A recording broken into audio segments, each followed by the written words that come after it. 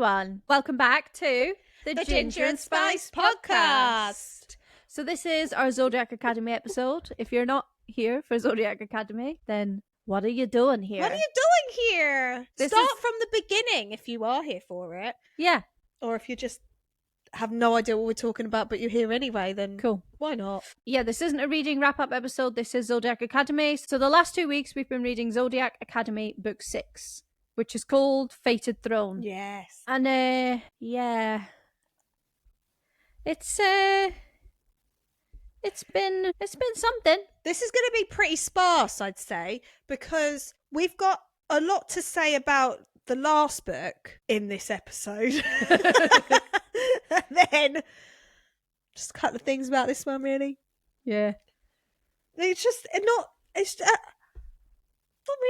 lot happened, really. No. Did it? So much and not a lot. No. Yeah. So much that just reversed everything that happened in the last book. And then no added extras. Yeah. So before we get into the nitty-gritty of like why we feel that way, Tia is going to very kindly do a previously on. I've got to read it off here though because so much happened. So, previously on Zodiac Academy. AKA, this is what happened in book 5. So we found out that Seth likes Caleb. Lovely. Loved that. Darcy and Tori decided that they're going to fight for the throne. Excellent. We have the threesome scene with Darius, Tori and Caleb. Oh yeah. Excellent. Clara is fucking mental. Yep. Orion's in Dartmoor. That was not good. Gabriel is their half-brother. Darius loves Tori. And obviously Tori kind of loves Darius back. Lionel is looking for the Imperial Star. Lionel bonds with Tori. And then I just added on, this is all fucked. To the end. Yeah. That was book 5. We actually forgot to do our drinks. We forgot to tell everybody what we were drinking. So we're not double parked or triple parked or anything like that today. No. We are singular parked. We both just have a Savvy Bay. A Sauvignon Blanc. A Sauvignon Blanc. It's very nice, actually. It's very It is. crisp. Wait, should we have a little sippy sip? Oh, I never joked on it. ASMR? ASMR. Yeah. So, Tia doing a previously on leads us nicely into a currently on. Currently on Zodiac Academy. So this is the rundown for book 6. So, basic rundown of this book. Everyone is looking for the Imperial Star. We have got Darcy, who is trying to help out Darius so that he can lose his shadows, so that he can defeat Clara and get Tori back. Tori is still under Lionel's spell, which is obviously not great for anyone that's involved. That sort of lasts all of about 2 seconds in the book. She does end up coming back, and that's great. So also Orion does end up being let free from Dartmoor, but he does end up being put into Lionel's dungeon area because Lionel knows that he knows where the Imperial Star is because Orion has got his father's journal and that has all of the answers. And they do find the Imperial Star and it's all great, isn't it? Yeah. You know? Yeah. It was fun. Fun is pushing it. Yeah. Fun is pushing this book as a whole. Fun is definitely pushing it. Yeah. I can't wait to hear what you gave it ratings wise. We won't do them yet, but I'm excited to hear what you gave it. Okay. Because I didn't give it very much. I didn't go above and beyond. I didn't have a great time. Yeah. Yeah. I also did not have a great time. So this is probably going to be a little bit chaotic because we didn't have a good time. Neither of us. This is definitely the most bored I've been in the series so far, and which has pissed me off a little bit because the last book was so fucking good. The last book was crammed full of stuff. There was just so much going on and it was really exciting, and then this one just fell flat. It was so flat. So I think I gave the last one 5 stars, if I remember rightly. I think you gave it 4.5. Yeah, and this one just didn't land. And I don't know if it was a case of they were the authors were stripping it back a bit because so much happened in the last book. But I really thought that in the previous one, I was like, okay, here we fucking go. Yeah. We're really getting somewhere now with this plot and everything. And it's going to keep moving along. And then you get to the start of this book and it's like, Orion got out of prison and my note is, that's a blink and you miss it situation. And I do get the point of it. I guess the authors needed him to go to prison so that they had a reason for him to be under Lionel's spell, I guess, or under Lionel's bond, whatever. They needed a reason for that. But surely He didn't need to be missing for most of the last book really of Dartmoor, going through all that situation with Darcy to just end up right back where we are now. There were so many things that happened in this that just sort of counteracted the previous book, and the plot was going in a way where it was sort of like, oh my god, I don't want him to be in prison. I don't want, Tori and Darius to not be together. Yeah. But they make for good plot lines to literally just go do a full, 180 on that in the next book, almost at the very beginning. That was a little bit annoying for me. And yeah, it just really, really fell flat. And so I listened to the first few hours whilst I was out and about. And usually I listen when I'm in a situation where I can sort of really take it in and make notes at the same time. So I listened to it when I was out and about. And by the time I got back to sit down and make notes, I couldn't remember a single fucking thing that happened up to the point of Lance getting out of prison. I have no idea. I literally do not remember anything that happened before Lance got out of prison. There was nothing exciting. I can tell you that much. Actually, there was nothing exciting. No. Like, at all. Usually I can go, I need to make a note of that, and it'll stick with me because it'll be like a big moment where I'm thinking, oh my god, or it'll be someone will say something, I'll think, oh, it's really funny, and you can kind of like mark it in Audible or whatever. But there was just nothing that piqued my interest during that period. Yeah, so to be honest, I think we're just going to go through like some points from the book as we go along. There's a scene in this book where Tyler and Xavier are fingering Sophia at the same time, and after that scene, I zoned out for a long time. And I was like dipping like back in and out. So I would do like specific whole chapters or a specific whole scene, and then I would be gone again. I'd be zoned out again. Because honestly, there was just nothing that kept your interest long enough. And I cannot stress this enough when I say it, but it did not need to be that fucking long. No, and you know what? Didn't. No, and I get that, because I even wrote on Goodreads earlier, I was like the amount of books that there are and how massive they are, to be feeding us books where nothing happens, or where there's like all these cliffhangers, or like there's like a massive thing that happens and then nothing happens after that. Do you know, like, it's so pointless. Why don't you just do 5 books? Yeah. Do 5 books. They're all decent. They're all, they're basically telling you the whole story, and we're not just being strung along. Like, it's just boring. So I reckon a lot of people's argument will be the more the amount of books, the more you can connect with the characters and the more you can get connected to the world. However, I haven't stopped thinking about Ruthless Boys since finishing it. No, same. And that is half the amount of books. Yeah. So it just shows you can do a series that is 5 books and have people still connect to all of the characters and still connect to the story and the plot and the world as well. And yeah, it just doesn't need to be this many books. I think you can probably tell that we're both in a situation where we're a little bit mad at the minute, especially the difference compared to the last book. It really has pissed me off. It really has. It was boring. It was the really amount boring. of fluff that we had, the amount of just pure shite that was in this, that wasn't in the last one. I mean, it felt like it was wasting my time. It genuinely felt like it was wasting my time. It was. I also felt the same. It did feel like a big waste of my time. Yeah. It didn't feel, this whole book didn't feel necessary. So like some scenes with Xavier for his character development within the story and the world and the plot, they were obviously needed. They could have easily been fed through other books. No problem. And obviously the final scenes. Like, they were the most sort of important ones, but there was just no need for all the shit in between. Like, I get it. Obviously, it's important to have some level of fluff and faff and shit in the books, but there didn't need to be that much. No, it was too much. It was too much. I think, like, I have said this a lot already, but Seth really blossomed in this for me. Like, I just fucking loved him in this compared to how I felt a few books ago. He progressed. Loved that. Really great for him. Other than that, and Xavier. Obviously, Xavier. Xavier, definitely. Xavier stepped up. Like, that was great. But other than that, I don't really know what I've read that has made an impact on my life. Nothing. The Lavinia thing, I was like, whatever. Just chuck something else in there. Why not? They could have literally murdered Clara and the Lavinia and just be done with that. Yeah. Let's scrap that now. Yeah. Because we've still got about 18,000 plot lines that we're carrying on anyway. Yep.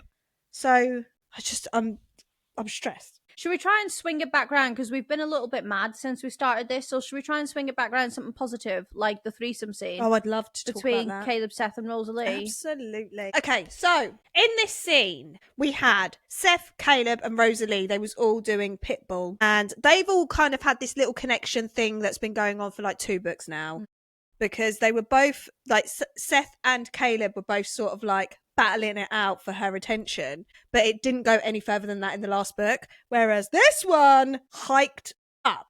I think it was Caleb was in the shower first. Caleb was like in the shower washing himself off, and thinking Seth about Rosalie. Yeah, and then Seth came in with Rosalie, and they all got in the shower together, giving each other a little Washingtons. And then it just really progressed into something very, very sexy. But the thing that was like the best part of it was obviously because we want Seth and Caleb to blossom. Yep. In these books, the eye contact these two were having whilst doing Rosalie, so good. Yeah. And he bit him, didn't he? Caleb bit Seth. Yeah. So she was like going down on both of them at the same time, switching between both of their peepees. And then Caleb leant over and bit Seth on the neck, I think it was, or shoulder, something like that. And that was really, really hot. And Seth was like, oh my God. Like so hot. And then the next thing you know, Caleb was like grabbed Rosalie and like ran through to the bedroom with her, chucked her on the bed, and then Seth followed through. And then there was a double pen situation. Great double pen situation. Yeah. Not double P in the V, it was just double pen. Yeah.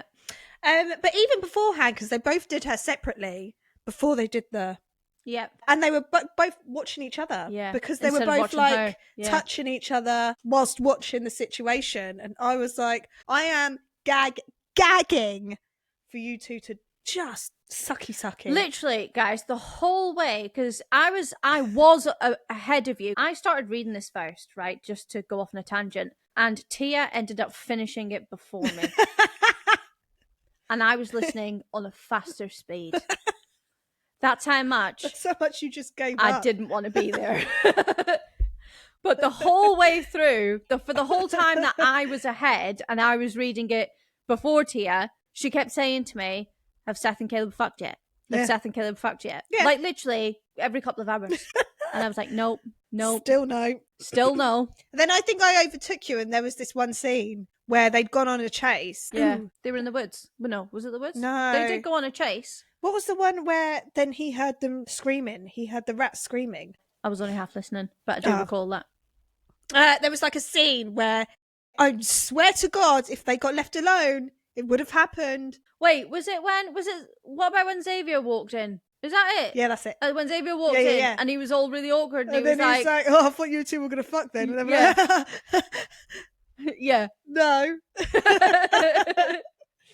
Yeah, it was that one. That was good. Yeah, so we didn't actually get a full development of Caleb and Seth, unless I missed it. No, you did. Trust me, I was listening out for that. Yeah. I've got to just double check all of my facts because I wasn't actually present for a lot of the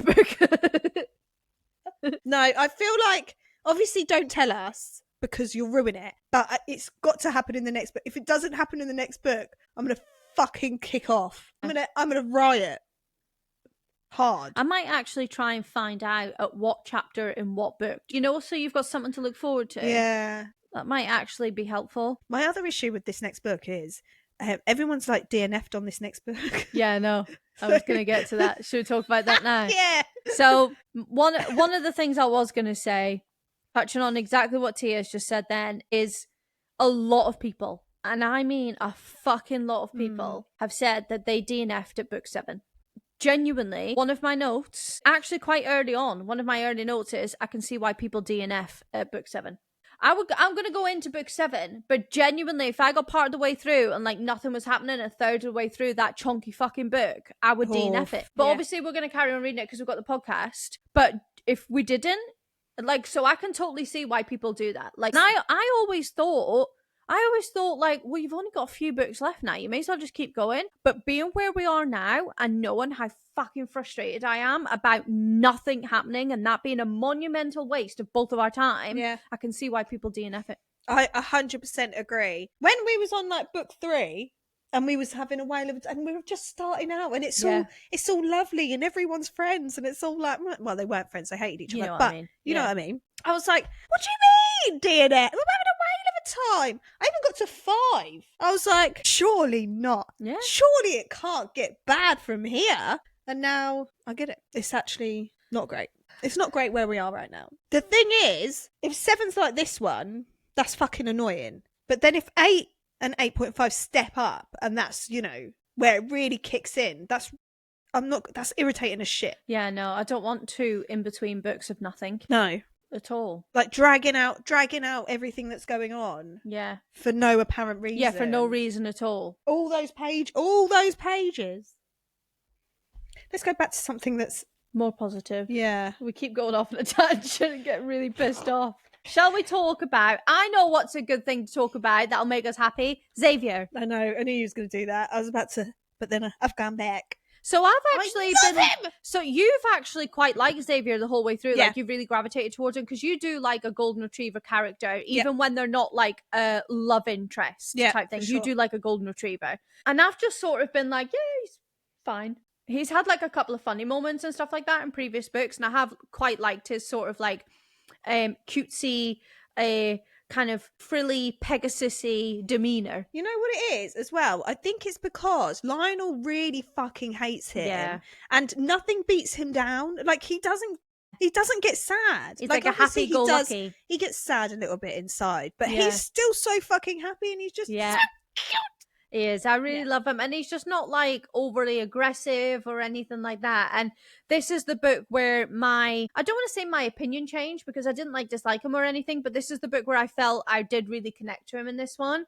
And the way that his character was written, I just really loved it. It's just like, it was just so nice compared to the others. Because obviously we've got Seth, who is sort of a golden retriever, sort of, because he's all kind of like bouncy, but we obviously have seen that nice side to him. Whereas Xavier just doesn't have that, so he's like just because he's like a Pegasus, and you know, he's all glitter and airy fairy and like just really kind of calm, cutesy. Yeah, I really loved him, and his little peggleback. No, that peggleback is gonna stay with me forever. I also now want a peggleback. You should get one. Yeah. So his peggleback. This is completely fucking pointless information, right? But this is the kind of shit that I was taking away from this book.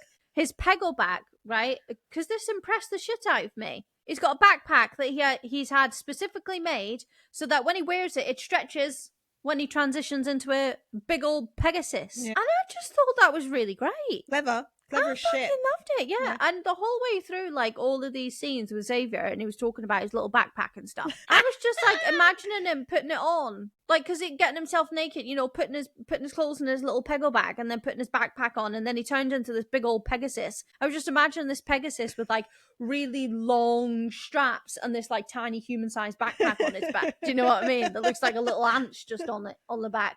Yeah, I just loved it. I loved his peggleback. Yeah, and I also, I was on the fence about the whole vajazzle and dejazzle situation. There was a lot of jazzling. The rhinestone pee-pee is what I've called it. Cowboy. Which was a very embarrassing moment for him, but I thought he swung it pretty well. Yeah. No, he just used the wrong glue. He used like sugar water. No, he did use glue, but it was like something glue, which was basically like, just a load of crap. That's basically sugar water. Yeah.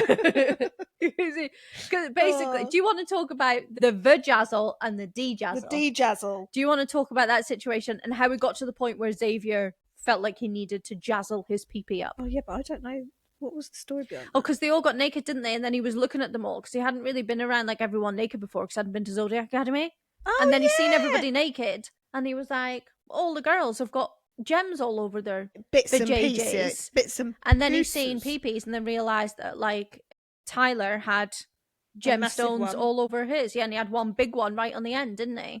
And then he was like, oh, and then there was a comment made about something about him having a plain Jane dick because he didn't have it dejazzled.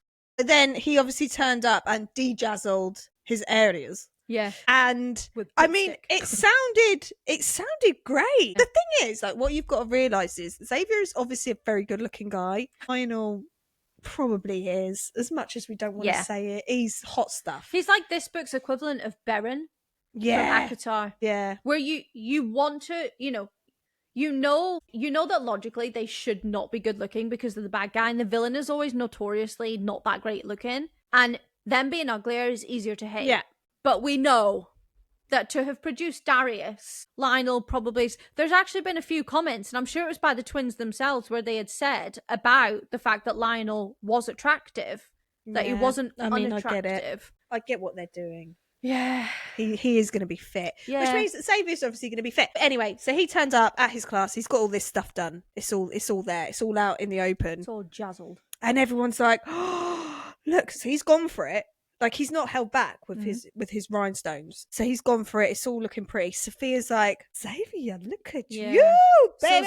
So Sophia is like the most fertile female. Yeah. Something like that. They called her the MMF. Or, no, hot fertile female. The hottest fertile female? HFF? It was something like that, wasn't it? Yeah. So she was the most fertile female. So she's then looking for the best mate. Yeah.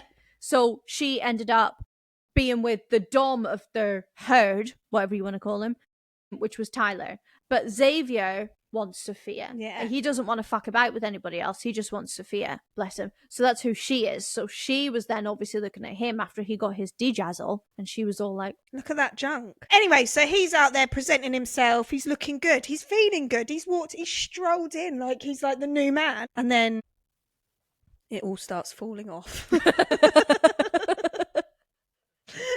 So, I mean, I think it was just one fell off, and then they all fell off. Yeah, it was a real chain of events. It wasn't it? Yeah. It was a real slow come down, but it was funny. I mean, he dealt with it well. He was like, oh well, I'll try again next time. Or I can't remember what he said, but it was. I thought he dealt with it in a really grand way, considering it's a bit of a joke, and that was it really. But it was fun. It was good times. The thing that I really enjoyed about this scene is that it wasn't like a really serious scene.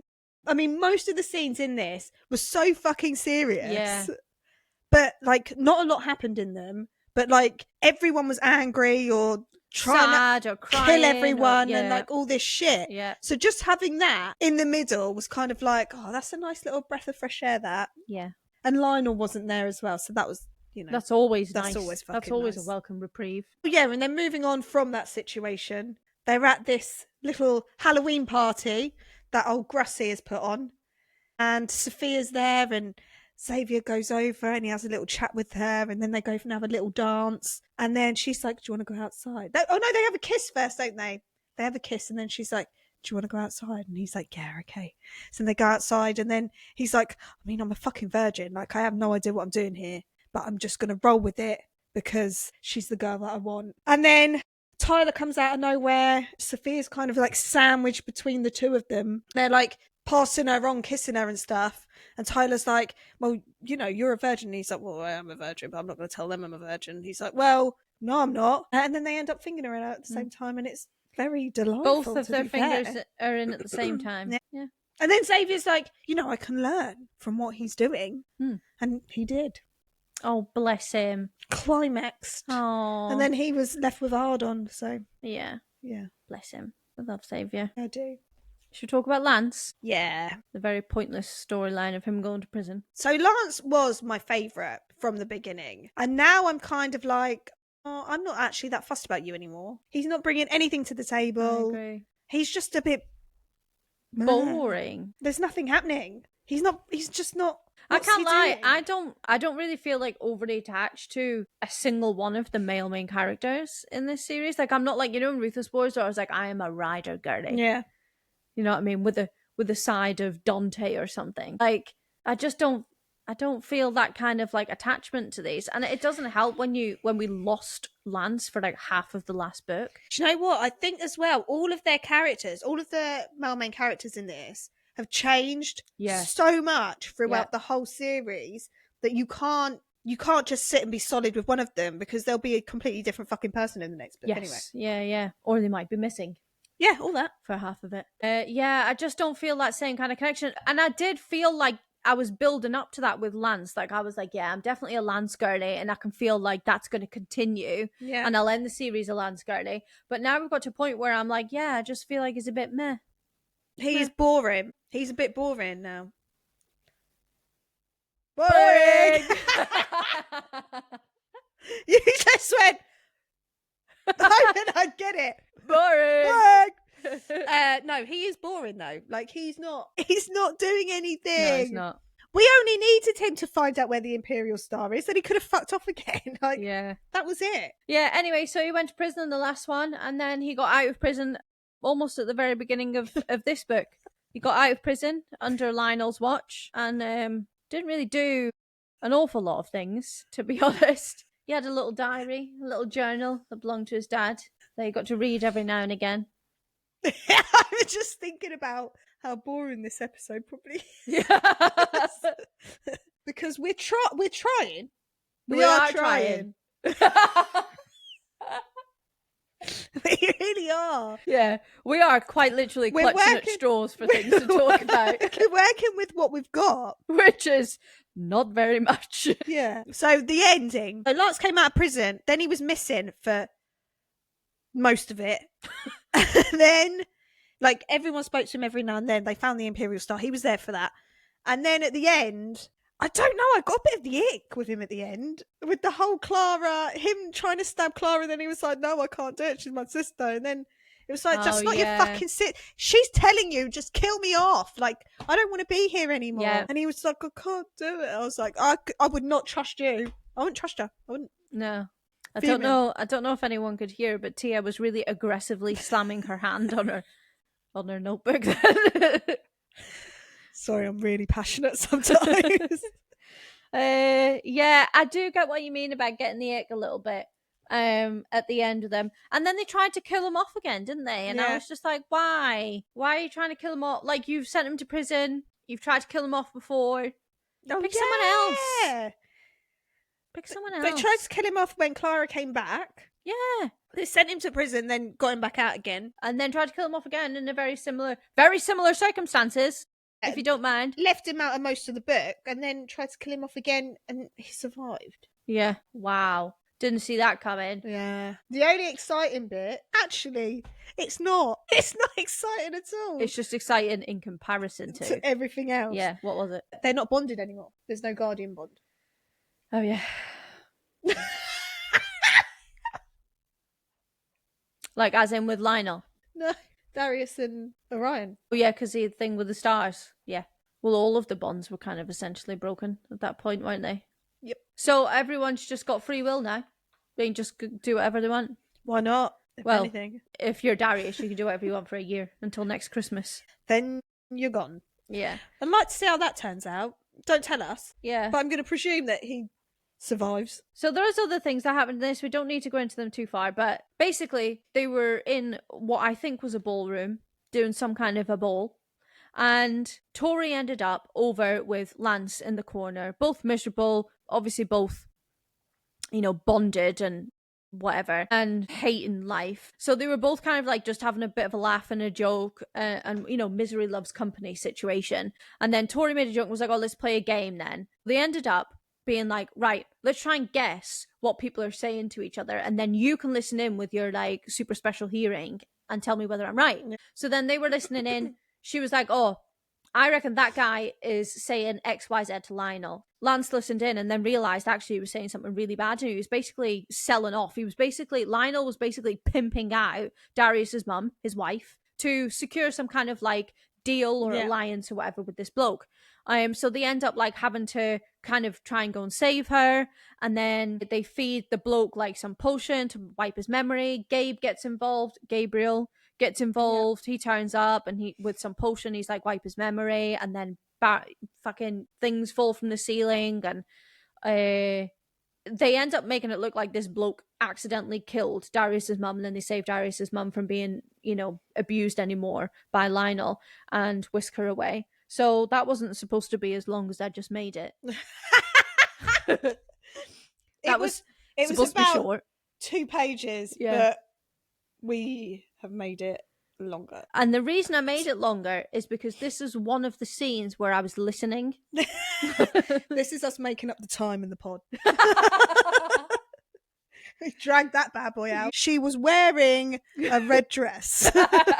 So, do you know what we didn't get in this book? And it's going to lead us nicely into the next stage, which is the stage of the podcast we've both been looking forward to the most. But we didn't get much of the Kiplings or any Kiplings in this one. So we have nothing to report on the Kiplings. However, we do have a cake for our Kipling Cake Break, which we did in the last podcast accidentally, and we enjoyed it so much that we've decided to make it a thing. This one, it's double chocolate.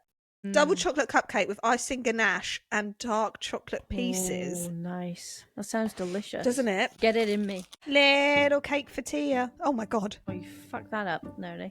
Thanks. Oh, I'm going to show you my cupcake. Oh my God, it smells delightful. Look at that bad boy. Ooh. Okay, let's peel this up. You ready? Yeah. Time for a taste test, and then we'll rate it out of 5 after. Yeah? Yep. Okay, go. Oh my God. Fuck me. What's that on the top? Oh my God. Oh, the aftertaste is really good. It's like creamy and airy. Really airy and fluffy. It's just really made up for the book. It's got like chocolate pieces on it. So it's like someone's drizzled chocolate on the top of it and then put it in the fridge, so the chocolate's gone like hard on the top. Oh my God, it's so good. All right, let's do our favourite scenes and then we'll talk about the ending. My favourite scene was actually the threesome and the peggleback. Yeah. You really need to get yourselves one of those. I know, I do. Yeah. I need to get myself a little peggleback. Yeah, you do. I am going away soon. Oh my God. And I could go to the airport with a little peggleback. You should do it. You should get one that can fly you straight in. Yeah. I think I would probably look really odd walking around with like a glittery Pegasus backpack. Yeah, considering your age. Yeah. Yeah, that wouldn't be right. That would. That would be weird. It'd be funny. Yeah. So I don't really have much to say apart from that, because like I said earlier, I wasn't really present for a lot of the scenes. That's fair. My favourite scene was also the Rosalie scene, but I did also enjoy the Darius and Tori finally reuniting, and it feels so good. Yeah, I would have preferred that to have happened at the point where they were actually able to properly progress their relationship after that, rather than it just being sort of like a momentary blip where they managed to do it. Oh, okay. I would have preferred just more longing. Like, I would have preferred the storyline to just carry on. Yeah. And then it came to like a really big head where they finally came together, and that's where they were then able to start progressing the relationship properly, to the way that they want it to be. I mean, it was totally not necessary. It was not necessary for them to have done that. No. But it just felt so good. It was like a proper fuck it moment. I mean, they did the exact same thing in the last book, but they needed this fuck it moment because obviously she was like bound to Lionel. Yeah. And then they just realised, no, we are in love and it's all fucking, great. It's not all great though, is it really? I mean, no, it was shit. Yeah. But that moment I felt really good. I felt good for them. The stars were attacking them. They were holding them off. He was thrusting in her hardcore. They said hardcore a lot. Thrusting hard and deep was mentioned about 4 times. Wow. And I felt it. I did. That's good. Yeah. I don't really remember much of that scene, to be honest. You weren't there. No. I was. I was somewhere else. I do remember it sort of. It was almost like it was, when you're watching something on TV, but it's like background noise and you're sort of like, you go and make a cup of tea and then you come back and then you have a scroll on your phone. Yeah. And you're like, you're aware of sort of loosely what's happening. Yeah. And then you catch like certain scenes, you end up watching it for like 5-10 minutes or something. And then you go back and you're sort of loosely following it. That was sort of me. And then I was like catching very specific scenes, not for the whole book. Like I said, that was more after the whole Tyler and Xavier fingering Sophia. After that, I just zoned out. I was in and out after that. And then a bit at the beginning. But yeah, for me, these books have too much lull periods. And then this book specifically was just one big lull. Do you know what, though? The annoying thing is that they have lull periods where you can just be like, yeah, I'm in and out. I know what's going on. I know where they are. Yeah. I know what they're doing. But even when something massive happens, it's like 8 fucking chapters. Like this one massive thing. Like when they were looking for the Imperial Star. Yeah. It was like 4 chapters long. And each chapter on audio is like half an hour or something ridiculous. Yep. So it's like, how I mean, I get it. It's like the main part of the book, but why is it taking so long? Yeah, I totally agree. Let's cut this bad boy down. Let's half this book. It didn't add anything to the storyline. No. Or Grass was anything everywhere. it didn't add anything to my feelings about it either. No. Like it didn't make me feel more on edge. It didn't make me feel more like invested with it being that long. It just didn't need to be that way agree. at all. Let's go into the final scenes and the ending. What do you want to say about it? I'll say that I knew this was coming, and as soon as it started happening, I knew that the direction this was going to go in. I mean, I didn't know all of the little bits that were going to happen, obviously, in between. And I didn't know the Lionel, Clara, Lavinia situation was going to happen. But I did know the Darius thing was going to happen. And that is because someone sent it to us in a DM. And I opened it, obviously, not knowing that that's what that was going to say. And I read it. Yeah. And that ruined it. So I knew that was coming at some point. Yeah, so as soon as the events started to happen towards the end, more so around Darius, I was like, I think this is where this is going now. It's got to be. And it is. It's exactly where it went. Obviously Darius, he basically gave up the rest of his life. Yeah. So he now has 1 year to try and be the man that he thinks he can be and, break everybody's bonds. But in a year's time, he's out. He's a goner. But it was, if he didn't do that, Tori would have died. So his thought was, well, I can't live without her. So I would rather have one amazing year with her and then she can move on from me. But when he saw the vision of them on like the Christmas day when he was about to, honestly, that was savage. That was so sad. That was so sad. It was like Christmas Day and they're in front of the Christmas tree and he's just about to die, basically. And she's like, jumps on top of him and she's like trying to get this final kiss out of him, and it was like, how can you this is not good. This is not good at all. It's going to be a bad day for everyone. So this is a plot line that I am excited to see where it goes, where this goes, definitely. Yeah, because this has got a very, very specific timeline on it. Like he has literally given himself 1 year to live, and I know for a fact he's going to go into it like completely accepting of the situation. Are they going to spend like the next year trying to fix it and find a solution to it? Because obviously we know from Gabriel that there is lots of visions that you can have. So just because he had that vision, it doesn't mean that that is the vision that will come true. Yeah. That's one vision. That's one version of the future. So it obviously could still change. We do know that. We do know that. I mean, let's be honest. He's going to survive it, isn't he? Obviously. That's where we are in these books. Mm-hmm. He's going to battle Lionel. Lionel's going to die. Darius will survive. Like, that's how I see it happening. But I want to know how we get to that point. And the other thing that's annoying about this ending is that was like the main part, but it was so short compared to all the other shit that was going on. Like this whole Clara Lavinia situation, I was like, I'm bored of this. Yeah. I'm so bored of this. Clara bored me to fucking tears. Yeah. There's so much that could have been done with Clara rather than just being she like a shadow puppet master.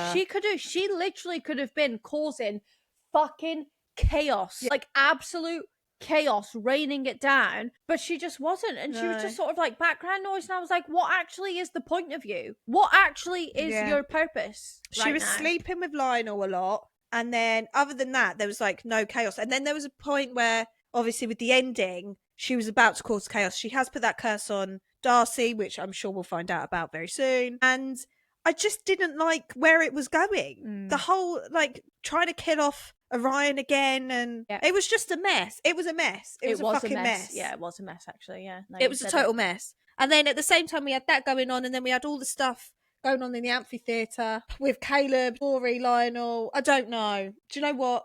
I don't know. I just didn't have a great time. All over the place. In the end, like the ending was also all over the place. Yeah.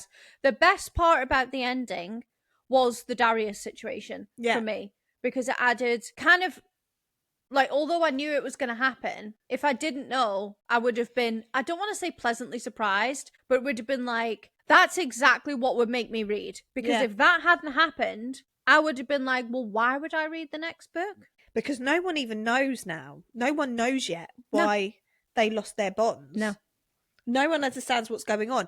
And I feel like we could have done this in such a better way where everything else that was so chaotic in the end didn't have to happen. Like, I'm all for a bit of chaos. That's great. Why couldn't have some of that happened earlier on? Yeah, we could have fed that through. Everything just happened in the last Did I say I had an hour left or something? And I was like, okay, well, it's going to kick. Or it might have even been half an hour. I don't know if it was even that long. It was like, I think you said to me, I've got 12 minutes left. So I think it was so it obviously started when Darius was in the chamber. And I think at that point I was like, well, I've had to rewind it 3 times. And I think that's when I had half an hour left. So from then onwards, all of that shit happened. That's ridiculous. Yeah. Considering how long the book was. Jesus Christ. The book was so long. And all of the stuff happened in like that last 30 minutes. Okay, so we've pretty much talked about everything that we could talk about from my point of view. And basically we hated most of it. I really appreciated in the final scenes when Elise, Dante and Leon were there for about 2 seconds. Yeah. That was nice. And it was only Dante that was mentioned by name. It was like Dante and his wife, or his wife is on his back. And then they mentioned about the golden lion running off down below or something like that. And I was like, oh! Yeah, because Gabriel said something at one point. Earlier on in the book, Gabriel said something like, no, I've got to go. There's a dragon waiting for me at the edge of the forest. Yeah. Something like that. And I was like, I fucking know who that is. I know who that is. Come in. Don't be shy. Pop in. Come and see us. Come through the forest. There was another bit where Gabriel had said something like, I think they were having like a little squabble or something like that. And he's like, don't worry, like I get this all the time because I'm always trying to talk people down or something like that. And I was like, I know who you're on about. It's all of them. Yeah. Oh, and it just really made my day. Are we just going to bring up Ruthless Boys every single ZA podcast? I'm going to bring it up until something better happens. Until I'm blown away, I'm going to bring up Ruthless Boys. Guys, actually, on that train of thought, can you let us know, is Darkmoor Penitentiary, if you read it, the sequel series, is that sort of on the same lines as Ruthless Boys? Like, does it veer away from, like, the general kind of setup and layout of Zodiac and swing more towards how Ruthless Boys was? Because I fucking hope so. Apparently it's spicy and, well, it's going to be in Dartmoor Penitentiary as well, isn't it? I'm actually looking forward to that being in like Dartmoor Penitentiary. I think that'll be quite cool. And I'm going to presume I know it's Rosalie. Yeah. And Ori will be That's like 10 years older than her. Yeah. So we've got age gap. And I believe it is Why Choose as well, isn't it? Who else would be in it? I'm sure it's Why Choose. I don't know who else is in it, but I'm fucking buzzing off my titties. I might have made it up. Okay, so if you don't have anything else to talk about, because I don't. Ratings. Should we go into ratings? Should we go into some ratings? Okay, let's do stars first. What did you give it? 3.5. I gave it 3. So it started off as 3.5, and I actually do have a note part of the way through, or, well, sort of in the last sort of 2/3. This is the most bored I've been so far. This is big struggles. I can see why a lot of people DNF at book 7. This is probably going to be a 3.5 star rating. So I was convinced at that point it was going to be 3.5. But then it just went so long again after that of nothing happening until the end that it ended up being a 3, because I was like, this is just...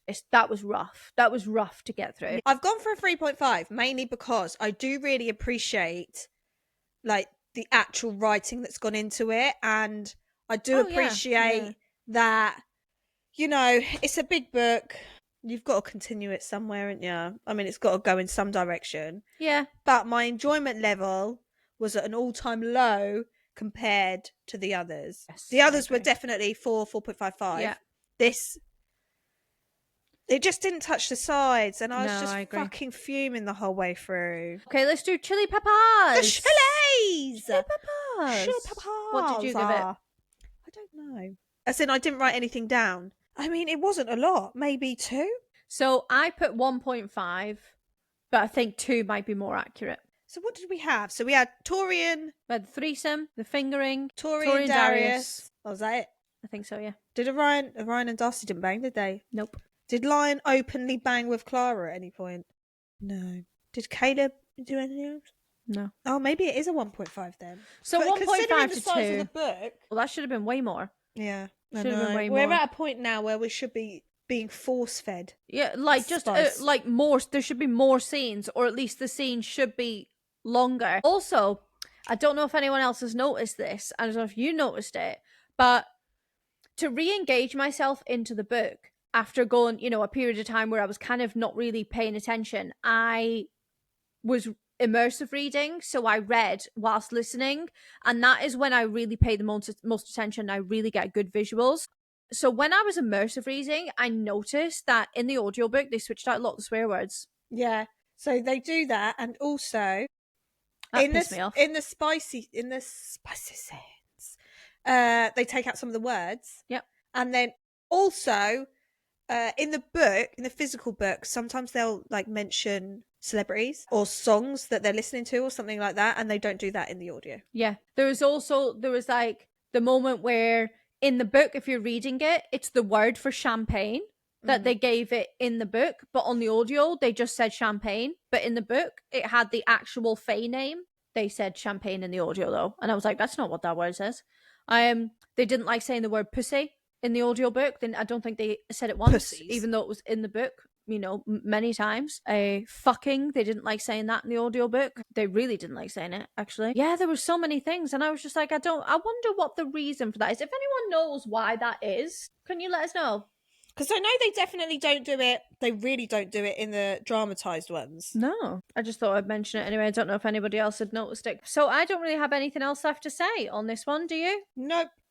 Okay, so the next book that we're going to be doing is book 7, which is called Heartless Sky. I actually can't believe that we're here. I can't believe that we're on book 7 now. Like, that's insane. Time is going, like, really, really quick. We were talking before we filmed this podcast about, like, how many books we actually have left in the series, and it does feel like a lot because technically we do have, I think it was 5. We've got 7, 8, 8.5, 8.6, which is Live and Let Lionel, and then book 9. So that is 5 books still. Because obviously, logically, in your head, you're like, oh, we're about to start book 7 and there's only 9 books. So you're like, oh, we've only got 2 books left, but actually you've got the shit in between. For sure. And, you know, if you're going to do something, do it properly. So we're going to read all of them, you know, the novellas, 8.5, 8.6. And we are going to tandem read. I think we said this in the last one. Well, I actually think in the last podcast we said we're not sure if we're going to tandem read, but I think we are going to tandem read 8 and 8.5. And we're going to do that over the course of like November and December. And then when we come back in January, we'll obviously have updates, podcasts ready for hopefully the rest of the Zodiac series. And we can finish that up.